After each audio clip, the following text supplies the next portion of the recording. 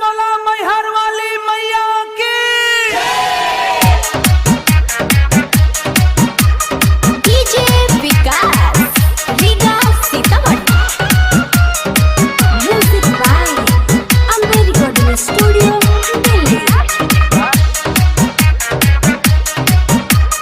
मेला घुमा दो राजा दर्शन करा दो मनवा के श्रद्धा हमर पूरा दो।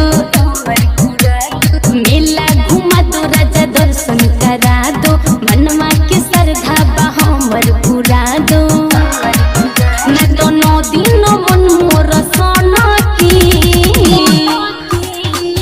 भगवाला से तू महादेलो बबुआ के मम्मी से होई सबसे दामदार दहिया गम गम गम की चल के बहमाई दादा बादे बतिया मान न तन की चल के बहमाई दादा बाद।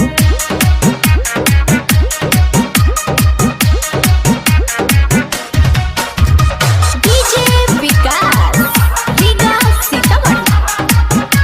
डीजे मिट मार्शल कोइली होनी सब तैयारी हो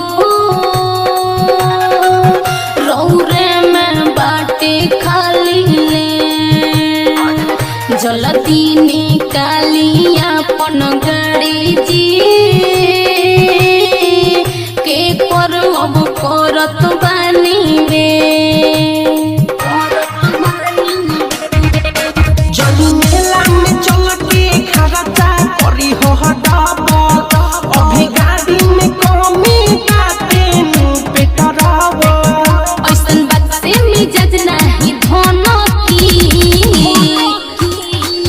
भगवाला से तू महादेलो बबुआ के मम्मी से होई सबसे दामदार दहिया गम गम गम की चल के बहमाई दादा बाहर बतिया मानेला तन की चल के बहमाई दादा बाहर। डीजे विकास रीगा सीतामढ़ी। डीजे मिट मार्शल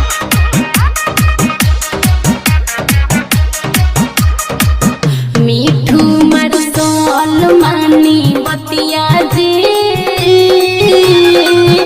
ओरी जन ढेर बसवा संग ही ले ली सुमित प्रा